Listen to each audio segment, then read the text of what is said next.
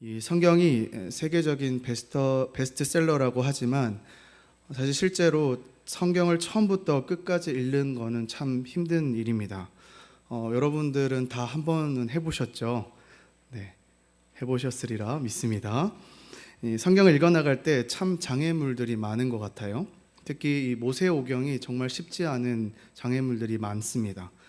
큰 일독을 하기로 큰 마음을 먹고 창세기부터 쭉 읽어나가면 창세기는 괜찮아요. 출애굽기도 쭉 읽어나가면 출애굽기도 괜찮은데 한 25장쯤 되면은 탁 이제 막히게 되죠. 막 성막이 나오고 뭐 성막의 규격이나 뭐 그런 내용들이 나오면서 한 번에 시험이 듭니다. 그리고 이제 레위기로 겨우 넘어가면 또 어떻습니까? 레위기에 또 제사법들이 나오잖아요. 이걸 읽어야 되나 말아야 되나, 나랑 무슨 상관인가, 뭐 그런 마음으로 넘어가게 됩니다. 그러면 또 이제 민수기가 등장하고 민수기에 또 인구주사가 나오죠. 사람 이름들 쫙 나오면서 이게 나랑 무슨 상관인가, 뭐 이런 게 하다가 통과하면 좋은데 그렇게 포기하시는 분들이 참 많더라는 것이죠. 그래도 참 요즘에는 감사한 것 같아요. 이 드라마 바이블이라는 것이 생겨가지고 내가 읽고 싶지 않지만 틀어만 놓으면 이제 나오기 때문에 그래도 억지로라도 읽을 수 있으니까 얼마나 감사한지 모릅니다. 여러분 다 읽으셨죠? 네, 지금 어디로 지금 진행되는 거 다 아실 거라 생각합니다. 이렇듯 우리는 이 성경을 읽으면서 이러한 난간에 봉착하면 갈피를 못 잡거나 방향을 잃기 쉽습니다. 이것은 마치 여러분들이 산책을 갔다가 길을 잃고 어디로 가려고 했는지 잊어버리는 것과 같은 것이죠. 그런 상황에서 여러분들에게 필요한 것이 무엇일까요? 바로 지도이죠. 여러분들의 위치를 알려주는 조감도입니다. 이 조감도가 무엇입니까? 이 조감도라는 것은 근처에 중요한 위치가 무엇인지, 지금 내가 어디에 있고 목적지까지 얼마 정도 남았는지를 알려주는 역할을 하는 것이죠. 저는 이제 여러분들과 한 11주 정도 이제 같이 강의를 하게 될 건데, 이 강의가 좀 이런 비슷한 역할을 하지 않을까라는 생각을 해봅니다. 이것은 이 성경 전체의 읽기를 위한 지도를 제공하는 것과 같은데요. 우리가 성경을 읽을 때에 어떠한 방향으로 갈지, 또 그 방향을 잃지 않고 보여주는 이 로드맵과 같다고 생각하시면 될 것 같아요. 그렇게 하기 위해서 여러분들에게 이번 특강을 통하여서 먼저는 이 성경의 이야기와 더불어서 이 성경이 어떻게 이루어져 있는가에 대한 이 성경의 구조에 대해서 여러분들과 함께 좀 말씀을 좀 나누려고 합니다. 이 성경의 이야기와 성경의 구조는요, 상호 연관이 있는 것인데요. 결론적으로 이야기하면요, 이 성경의 이야기는 하나님 나라에 대한 것이고요. PPT 있습니다. 성경의 이야기는 하나님의 나라에 대한 것이고, 이 성경의 구조는 뭐에 대한 것이라고요? 하나님의 언약에 대한 내용이라는 것이에요. 그래서 쉽게 정리를 하면 뭐라고 되어 있습니까? 언약으로 이루시는 하나님의 나라다. 이번 강의의 전체 제목이죠. 이것이 곧 이 성경의 토대를 형성하는 이야기자 구조라는 것입니다. 우리 한번 따라서 한번 해볼까요? 언약으로 이루시는 하나님의 나라. 언약으로 이루시는 하나님의 나라. 네, 요 내용에 대해서 여러분들과 함께 좀 이제 말씀의 여행을 좀 떠나보려고 하는데, 우리가 이게 본격적으로 좀 이야기를 하기에 앞서서 좀 한 가지만 좀 짚고 넘어가야 할 부분이 있습니다. 무엇이냐면 우리가 보고 있는 이 성경이라는 것은요, 이야기라는 것입니다. 뭐라고요? 이야기라는 것입니다. 이 네덜란드의 유명한 신학자인 게알더스 보스라는 사람은 이 성경을 어떻게 이야기했냐면요, 성경은 교리적인 안내서가 아니라 극적인 요소로 가득 차 있는 역사책이다라고 하고 있어요. 여기서 보스가 사용하는 이 극적이라는 말은 성경이 하나의 하나의 이야기를 들려주고 있다고 지금 이야기하는 거예요. 무슨 말이냐면 지금 이 각각의 66권의 각각의 성경들이 각기 다른 이야기를 하는 것이 아니라, 사실 그래서 옛날에는 이것들을 다 뜯어가지고 거기서 이 한 부분에서 나오는 개념이나 뭐 사상을 살피는데 우리가 집중을 많이 했었습니다. 하지만 우리가 지금 이 성경을 볼 때는 이 성경 66권이 창세기의 창조부터 요한계시록의 새 창조까지 이어지는 이 하나님의 구속의 주제를 다룬 하나의 드라마라는 것입니다. 그래서 이걸 어떻게 비유를 했냐면, 어떤 얘기냐면 만개한 나무로 자라나는 씨앗과도 같다라는 표현을 합니다. 만개한 나무로 자라나는 씨앗과 같다. 이게 무슨 말일까요? 이 창세기에서는 씨앗의 모습으로 나타났지만 이게 이제 성경의 한 권 한 권 구약을 지나고 신약을 지나면서 지금 보시는 그림처럼 어떻게 해요? 처음에는 씨앗이지만 씨앗이 어떻게 해요? 뿌리를 내리고 줄기가 생기고 가지가 자라나게 되고 잎이 나게 되고 꽃이 나게 되고 열매가 맺히는 이 그림을 성경에서 보여주고 있다는 겁니다.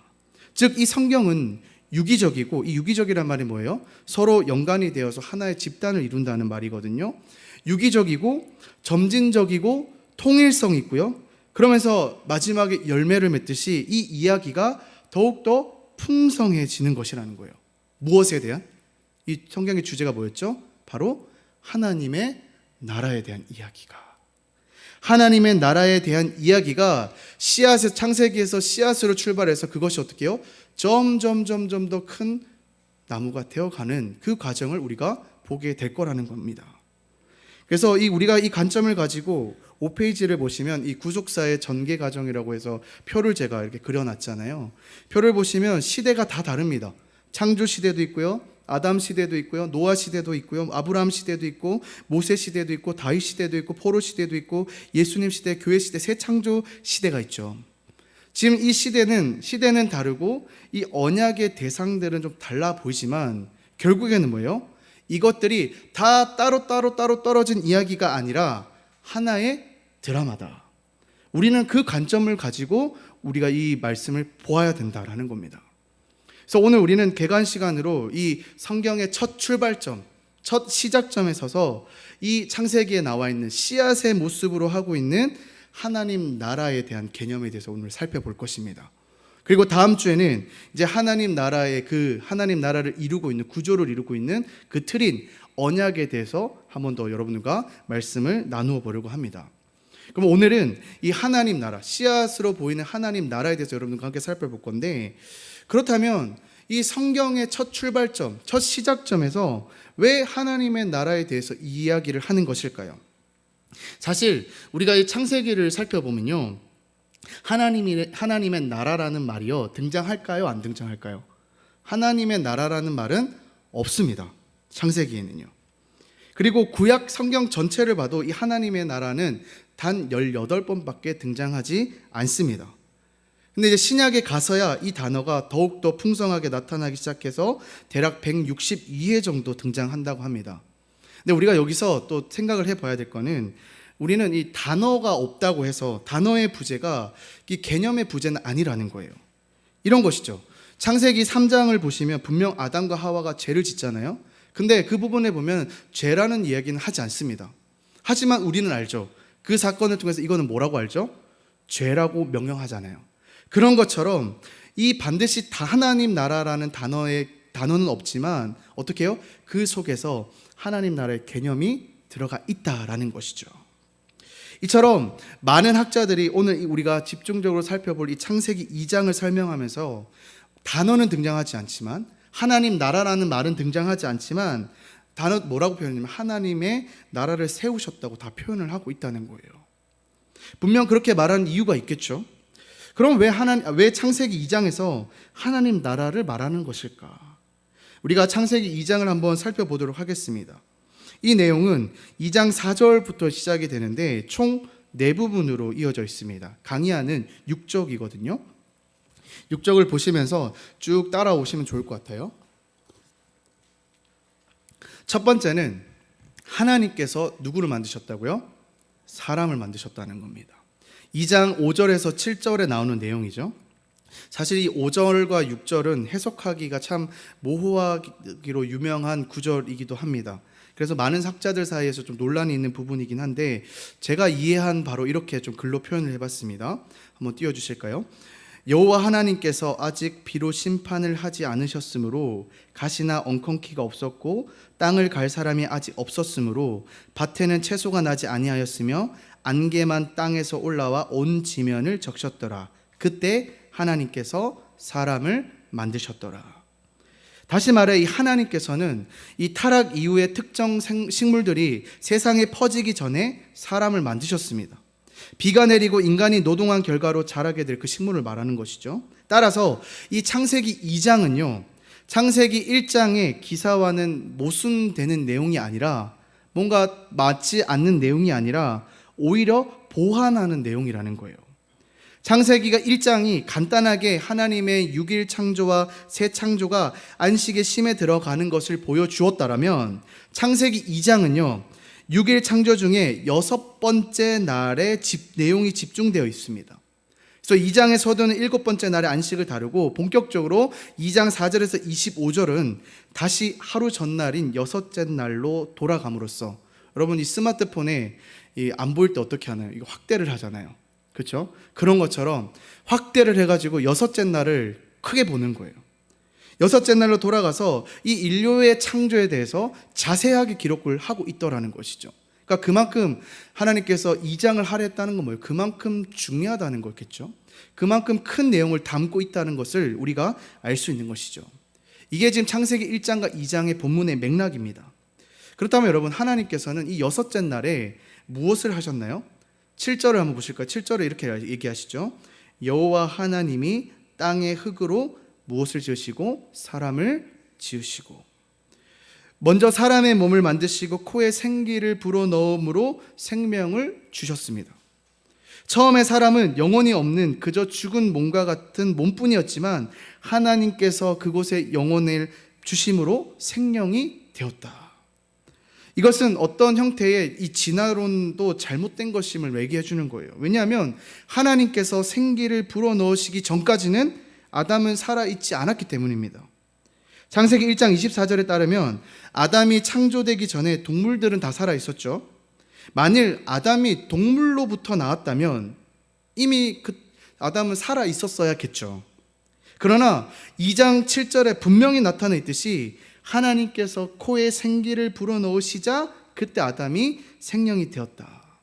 즉 아담의 기원은 중앙 아프리카의 어떤 숲에서 어떤 동물들 사이에서 나온 것이 아니라, 그의 기원은 어디예요?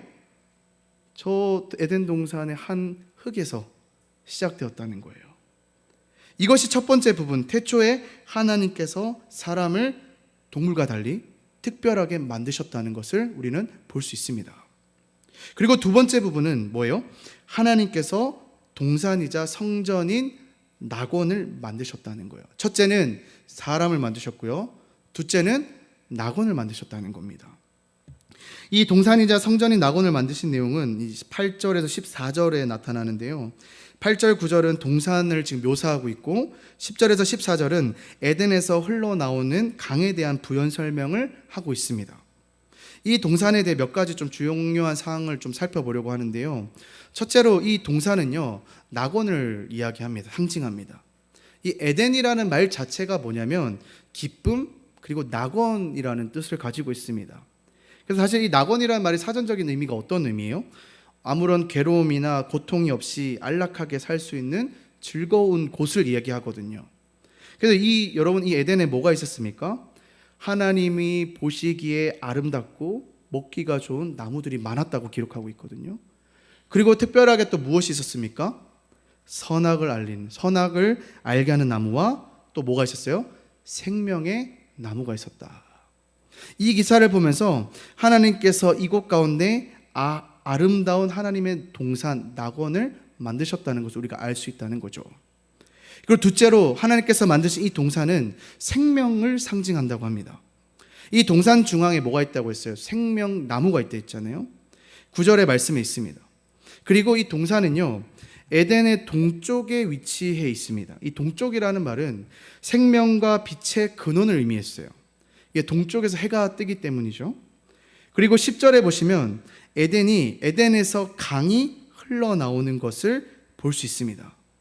이 고대 근동에서 이 강은 생명의 근원이자 자약물로 여겼다고 합니다. 따라서 이 생명을 상징하는 것이 지금 이 낙원에서 세 가지가 나오는데, 첫 번째 뭐였어요? 생명나무가 등장하고요, 두 번째는 이 동쪽이라는 지리적인 위치가 나왔고요, 세 번째는 이 생명의 근원인 이 강이 등장했다는 거예요. 특별히 이 강은 실제로 강의 근원지는 에덴입니다. 그림 한번 보여주실까요?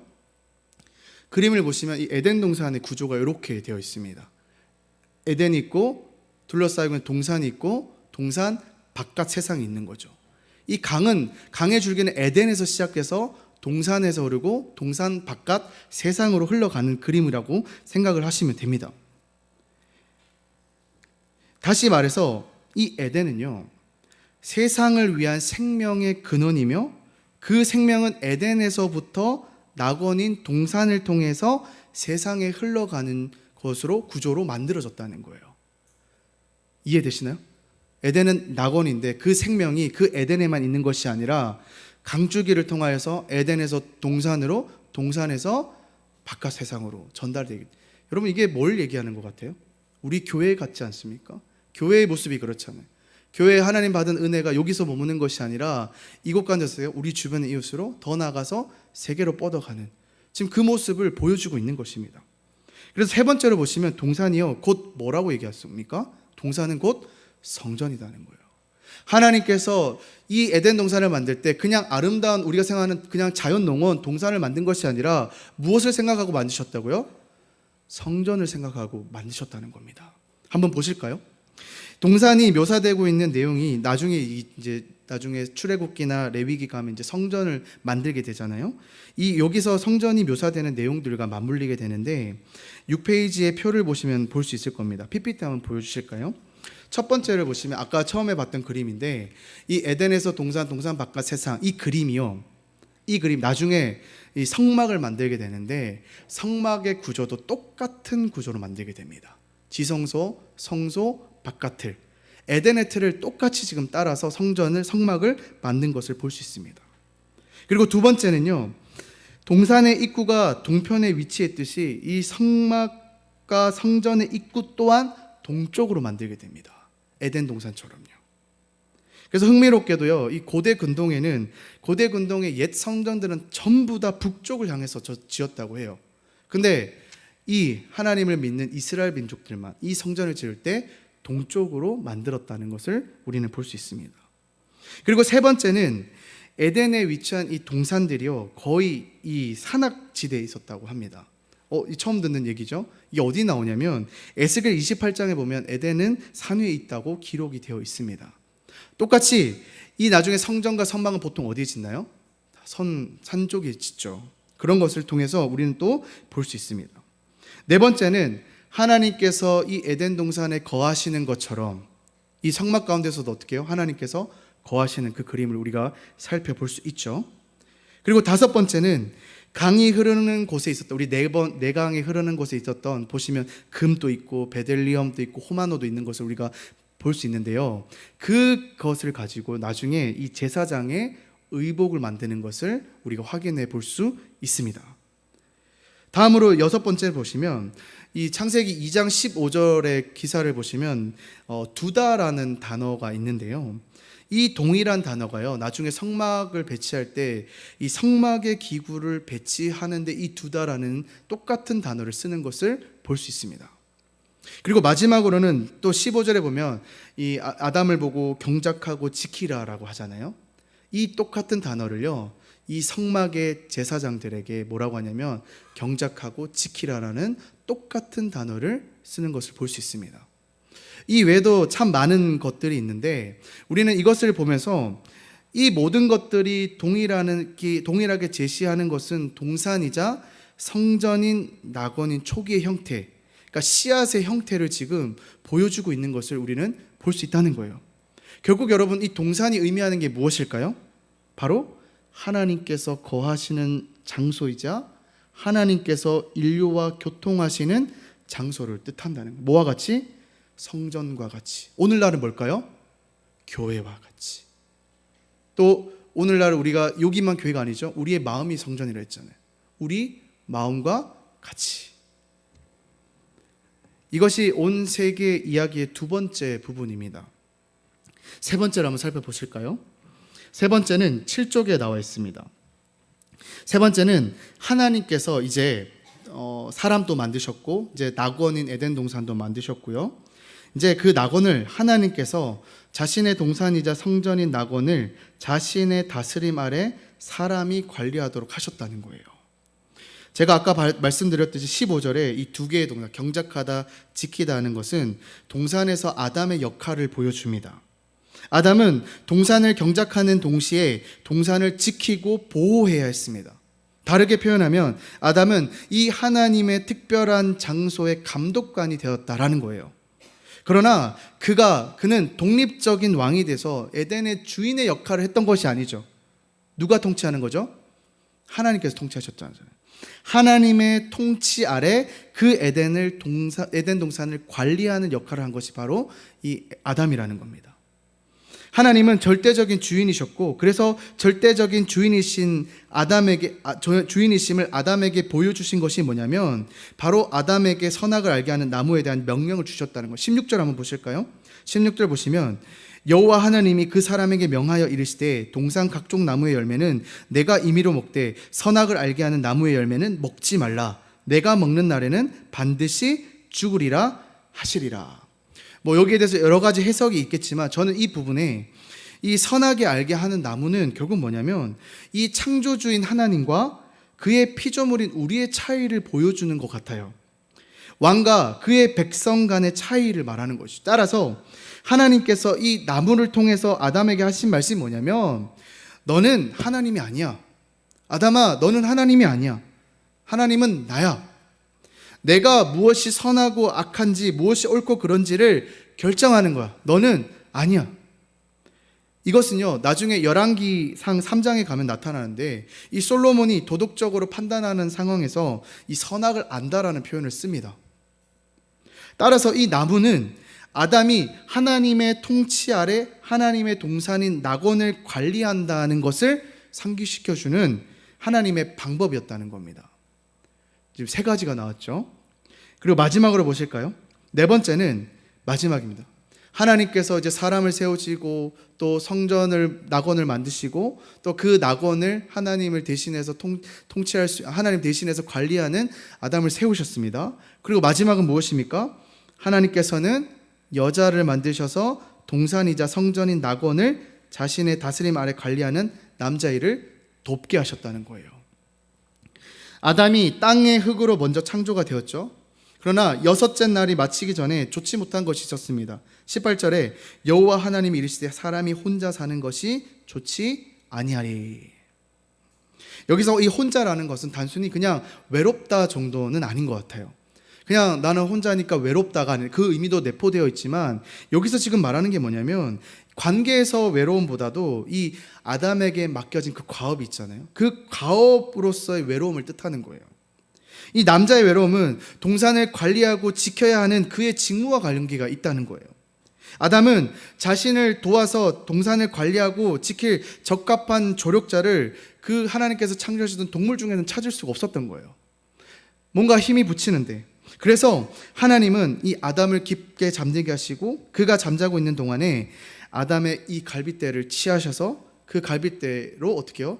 여자를 만드셨다는 것이죠.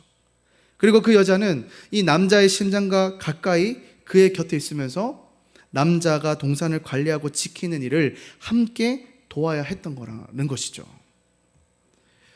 지금까지 우리는 이 세계 역사의 시작점에 나타나는 네 가지 부분을 살펴보았습니다. 하나님이 사람을 만드셨고 동산이자 성전인 낙원을 만드셨고요. 자신의 다스림 아래 동산이자 성전인 낙원을 관리하는 사람을 두셨고요. 또 여자를 만들어서 그 관리를 함께 하도록 하셨습니다. 이 네 가지는 온 세계 역사의 시작점에 등장하는 분명하고도 실제적인 내용들입니다. 그리고 하나님께서는 여기서 이제 드라마를 시작하시는 거예요. 그러면 지금부터는 이 드라마의 주인공인, 이제 주연이겠죠. 주연인 이 아담에 대해서 우리가 조금 더 살펴보려고 하는데요. 그러다 하나님께서 이제 사람을 만드셨는데 아담을 만드셨단 말이에요. 하나님께서 정말 소중하게 생각하는 낙원을 만드셨고 그것을 관리하는 사람을 맡기셨는데 이 아담을 어떤 존재로 만드셨는가를 우리가 조금 더 살펴보았으면 좋겠습니다. 먼저는 1장 26절은 아담이 하나님의 형상으로 지음을 받았다고 얘기하고 있죠. 그리고 창세기 5장 1절에서 3절 저랑 한번 보실까요? 창세기 5장 1절에서 3절을 보시면 이것은 아담의 계보를 적은 책이니라. 하나님이 사람을 창조하실 때에 하나님의 모양대로 지으시되 남자와 여자를 창조하셨고 그들이 창조되던 날에 하나님이 그들에게 복을 주시고 그들의 이름을 사람이라 일컬으셨더라. 아담은 130세에 자기의 모양 곧 자기의 형상과 같은 아들을 낳아 이름을 셋이라 하였고. 지금 이 말씀에서 하나님의 형상이 아들됨과 어떻게 연결되는지 보이시나요?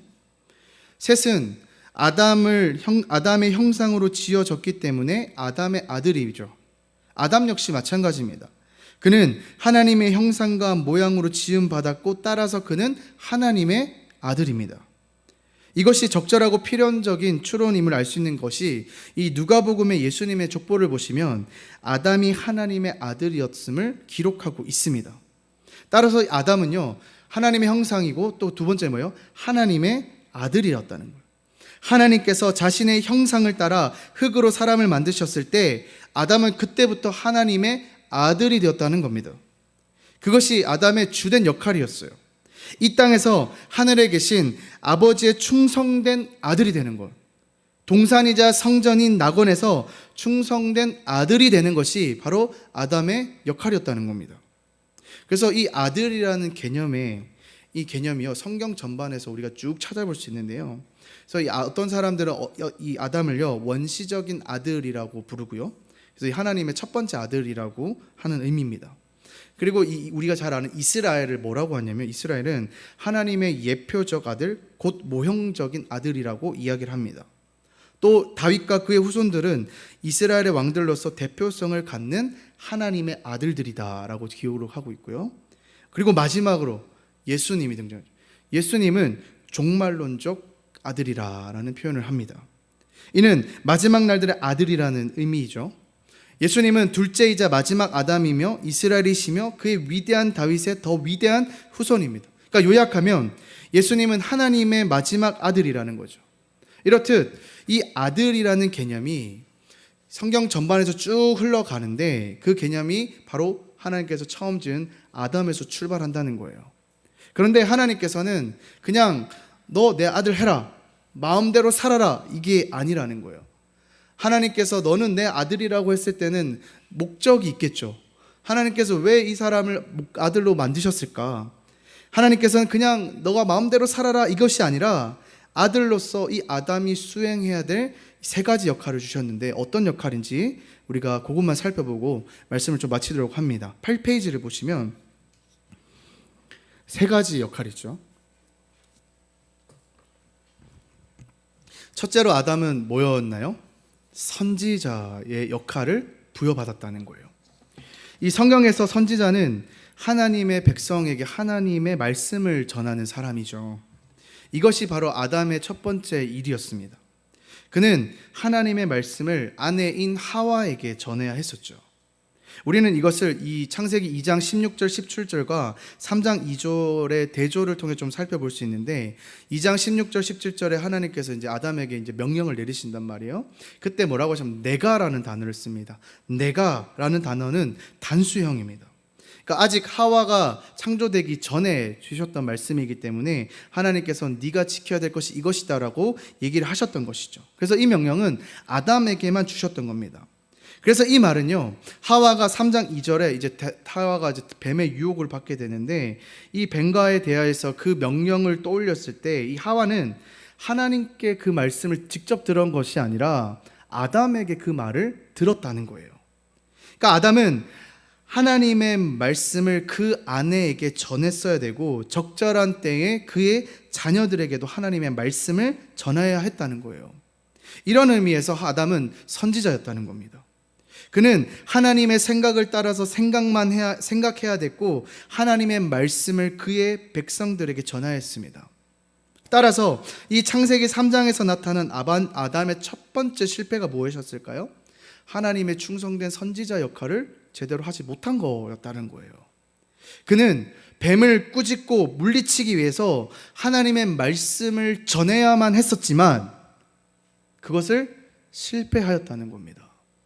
그래서 여러분, 예수님께서 첫 사역을 시작하셨을 때 기억나시나요? 하나님께서 어떻게 해서 저 동쪽의 강야로 가셔서, 이 동쪽도 중요하잖아요. 가셔서 어떤 사역을 하셨습니까? 사단에게 말씀으로 무찌르시잖아요. 사단을 그 역할을 지금 아담이 실패했던 그 모습을 예수님께서 그렇게 성취하신 것을 보여주고 있는 것을 우리는 또 한번 확인할 수 있습니다. 어쨌든 아담에게 보여주셨던 첫 번째 역할, 그것은 바로 선지자였다는 겁니다. 그리고 두 번째는 뭘까요? 아담은 제사장의 직분을 받았다라는 겁니다. 이 성경에서 제사장은 무엇입니까? 하나님과 이 백성 사이에서 중재하는 역할을 하죠. 그들은 하나님 앞에 백성을 대표합니다. 우리는 이미 이 내용을 동산이자 성전인 낙원의 개념에 대해서 우리가 살펴보았죠. 에덴은 성전이었고 아담은 그곳에 거하면서 제사장이 훗날 성전에서 할 일들을 미리 감당했다는 겁니다. 모든 부정한 것들로부터 돌보고 보호해야 하는 일을 아담이 했었죠. 그리고 뱀은 부정한 동물 중 하나였기 때문에 이 뱀이 성전 안으로 들어오지 못하게 하는 것 또한 제사장인 아담의 역할이었다는 겁니다. 따라서 하나님은 이 아담을 에덴에 있는 하나님의 성소에 두시고 그곳을 보호하게 하셨다. 어떤 역할로요? 제사장의 역할로서. 그는 제사장으로서 동산을 보호할 뿐만 아니라 낙원인 에덴에서부터 온 세상으로 또한 생명을 전해야 되는 역할을 부여받았습니다. 따라서 그는 선지자요 제사장이었다는 겁니다. 그리고 마지막은 무엇인가요? 마지막 나온 게 왕이죠. 하나님을 대신하는. 하나님께서는 이 땅 가운데 아담을 만드시고 이 땅을 어떻게 하라 했죠? 경작하고 다스리라고 하셨죠. 하나님께서 만드신 그 창조물들을 왕으로서 다스리고 경작해야 될 역할을 부여하셨다는 겁니다. 지금까지 제가 이 아담에 대한 여러 가지 이야기를 했는데요. 여기서 우리가 한번 잘 생각해 보시면 여기서 나타나는 주요 요소들이 무엇인지 한번 우리가 체크해 봤으면 좋겠습니다. 첫 번째로 하나님의 백성으로서 누가 있었죠? 아담과 하와가 있었죠. 그리고 하나님의 거룩한 곳으로 하나님이 만드신 동산과 이 성전인 낙원이 있었습니다. 그리고 하나님의 거룩한 통치로 이 선악을 알게 하는 나무로 이 율법에서 확인이 됐고요. 마지막으로 거룩한 그 하나님 나라의 대표자로서 하나님의 아들 아담이 선지자와 제사장과 왕의 역할을 했다는 겁니다. 그러니까 여러분, 여기서 나타나는 이 개념은 어떤 개념인가요? 바로 나라의 개념이라는 겁니다. 아까도 제가 얘기 드렸지만 그냥 에덴 동산을 탁 하고 그냥 잘 살아라가 아니라 하나님께서는 이 에덴 동산을 만드실 때부터 이 하나님 나라에 대한 개념을 가지고 에덴 동산을 만드시고 사람을 창조하시고 그 역할을 부여하셨다는 것을 우리가 볼 수 있는 것입니다. 하나님의 백성이 하나님의 처소에 거하며 하나님을 대표하는 자에 의한 하나님의 통치를 받는다는 거예요. 거룩한 백성이 거룩한 곳에 거하며 거룩한 법으로 거룩한 아들에 의해 다스려집니다.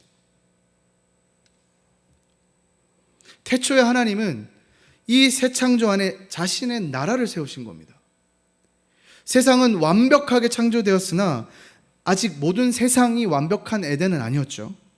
그리고 세상을 에덴화하는 아담의 일을 돕기 위해서 하나님께서는 아담에게 돕는 배필을 주셨던 것이죠. 지금 이 모든 내용들이요, 오늘 우리가 살펴본 2장 안에 들어가는 내용입니다. 그리고 7째 날에 뭐 하셨습니까? 안식을 하셨죠. 안식일로서 종말론적인 쉼을 상징하는 겁니다. 보시면 다른 이 6일간은 대조적으로 안식일에는 밤과 낮에 대한 언급이 없습니다. 물론 안식일도 평범한 하루였다고 저는 생각을 합니다. 하지만 이날은 성례적인 중요성을 지니고 있죠. 이날은 하나님과의 교제가 있는 인류를 위해 만들어진 영원한 안식을 가리킵니다. 따라서 우리는 이 성경의 첫 페이지인 1장과 2장을 이렇게 요약할 수 있습니다. PPT 한번 보여주실까요? 뭐라고 요약할 수 있냐면 새 창조 안에서 안식의 쉼을 기다리는 하나님의 아들과 그의 신부 아래 있는 하나님의 나라다. 새 창조 안에서 안식의 쉼을 기다리는 하나님의 아들과 그의 신부 아래 있는 하나님의 나라다. 이것이 여러분 성경의 시작이고 창세기 1장과 2장의 요약입니다. 우리가 아까 제가 말씀드렸듯이 이 씨앗에서 만개한 나무로 자라나는 이 비유로 돌아가 생각해 본다면 이 창세기 1장 2장은요 씨앗의 단계입니다. 씨앗인 겁니다. 식물이 싹을 틔우고 꽃을 피우기까지 성장하는 데 필요한 모든 것은 이 토양 속에 심겨진 이 씨앗 속에 있는 것이죠. 창세기 1, 2장이 바로 그 씨앗과 같은 겁니다. 뒤에 이어질 성경의 모든 이야기의 핵심을 담고 있는 거랍니다. 그러니까 우리가 이런 얘기를 할 때 우리가 출애굽 생각하고 나중에 다윗의 왕국을 생각하고 하지만 그게 아니라는 거예요. 이미 애초에 하나님께서는 이 에덴을 만드실 때부터 그 하나님 나라의 개념을 두셨다는 겁니다. 그래서 이 사도 바울은요, 이 에베소서 5장에서 이 창세기 2장 24절에 이 남자와 여자의 이 결혼에 대해서 설명하면서 아담과 하와가 맺는 결혼이 심오한 비밀을 드러낸다고 얘기하고 있어요. 그러면서 이 바울이 뭐라고 하냐면 나는 그리스도와 교회에 대해서 말하노라 이렇게 얘기하더라고요. 이 아담과 하와의 이 결혼을 얘기를 하면서 뭐라고요? 나는 그리스도와 교회에 대해서 말하고 있다. 여러분 이해가 되시나요? 이 창세기 2장은 바로 뭐에 대한 얘기라고요? 예수 그리스도와 지금 오늘날 우리가 다그니고 있는 이 교회에 대한 이야기라는 거예요. 이 말씀은 깊이 잠든 한 아들이 그 갈빗대로부터 신부를 얻는 것에 대한 말씀입니다. 또한 이 말씀은 아들과 그의 신부를 통해 세상의 축복이 전해지는 것에 대한 이야기며 아들과 그의 신부가 하나님 나라의 통치를 온 세상으로 확장하게 되는 것에 대한 말씀입니다. 또한 이 말씀은 이 새 창조 안에서 안식의 쉼을 기다리는 하나님의 아들과 그의 신부 아래에 있는 하나님의 나라에 대한 것이라는 겁니다. 이것이 씨앗 형태의 창세기 2장이라는 거예요. 그리고 이 2장으로부터 해서 이 하나님의 구속의 역사가 펼쳐지게 되는 겁니다. 태초에 세워진 이 하나님의 나라가 어떻게 이 하나님을 대적하는 뱀과 하나님과 반역한 이 하나님의 아들과 그의 신부를 통해 무너뜨리는지, 그것이 어떻게 여자의 후손의 아들에 대한 약속을 통해 회복이 되는지를 보여줍니다. 그 아들은 훗날 하나님의 대적과 싸워서 그를 무너뜨릴 것입니다. 첫 번째 하나님의 아들인 아담은 뱀을 꾸짖는 데 실패했지만 약속된 아들은 뱀을 꾸짖을 것입니다. 또한 첫 번째 하나님의 아들인 아담은 벌거벗은 채 나무 옆에 서서 뱀의 머리를 박살하는 데 실패했지만 이 약속된 아들은 벌거벗은 채 나무에 달리지만 뱀의 머리를 박살낼 것입니다. 그렇게 함으로써 여자의 후손인 이 약속된 아들은 첫 번째 아들이 잃었던 것들을 회복할 것입니다. 말씀을 맺으려고 합니다. 결국 우리는 오늘 이 하나님 나라의 이야기를 통해서 무엇을 볼 수 있어야 될까요?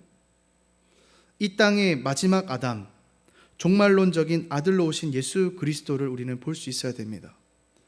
이 창조의 사건과 이 예수 그리스도의 사건이 별개의 내용이 아니라는 것이죠. 이 창조의 사건을 통해서 우리는 이제 다음부터 창조 언약, 아담 언약, 다윗 언약, 아브라함 언약 계속해서 배워갈 건데 그 언약의 약속들, 하나님의 이 구속의 드라마가요 점점 어떻게 해요? 점진적으로 확장되고 이어져서 통일적으로 이어갈 겁니다. 결국에 누가 이루신다고요?